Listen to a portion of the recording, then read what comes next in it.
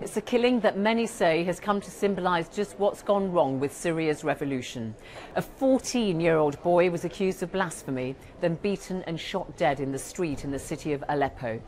His death has led to increasing concern about the growing power of jihadists in the armed uprising, and in particular about the use of strict Islamic or Sharia law.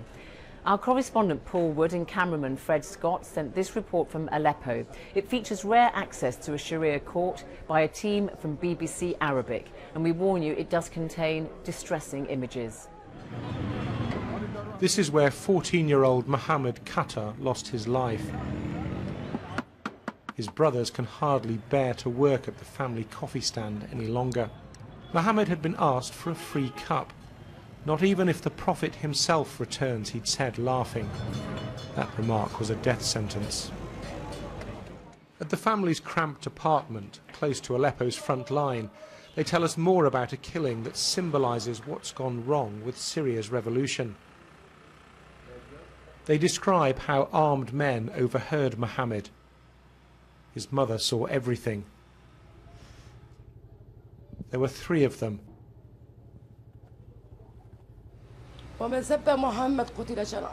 They said, "Whoever insults the Prophet will be killed," she recalls.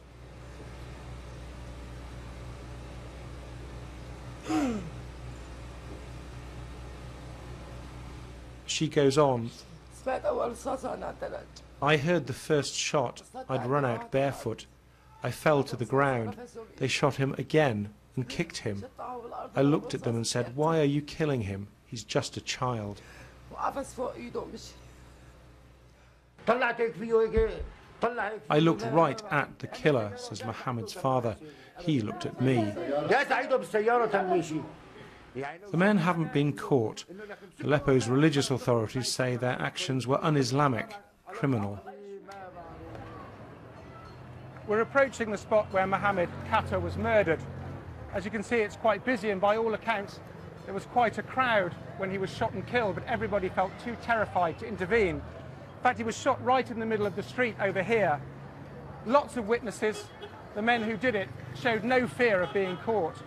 Their actions have now been condemned by all of the armed groups in Aleppo. Most of those groups are, though, Islamist in character, and they're starting to use their influence to impose Sharia law here. It's the same in the northern town of Sarakeb. The war has drawn in jihadists, foreign and domestic. They fight for God, not democracy. So men like Sheikh Abdullah Muhammad Ali are running things. An Islamist cleric, he oversees Sarakeb's Sharia court. BBC Arabic filmed the court over more than a month. 4 men have been convicted of highway robbery. They tried to steal a taxi driver's car. Sheikh Abdullah lectures them in the name of the Prophet. The men have told him they're rebel fighters. The Sheikh says their weapons will be confiscated. Sentence will be carried out in public. Islamists are stepping into the vacuum left after 40 years of a secular dictatorship. The instrument of punishment is an electrical cable.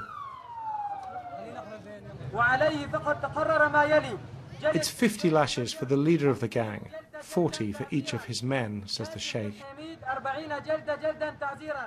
God's law is the best protection for the weak, he tells the crowd. When it starts, some of the crowd chant, "The Prophet is our leader." Others just count the lashes. This may appall secular activists.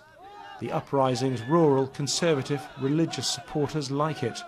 So too those threatened by the epidemic of theft, looting and kidnapping. Increasingly, this may be the future of justice in rebel-held parts of Syria. Paul Wood, BBC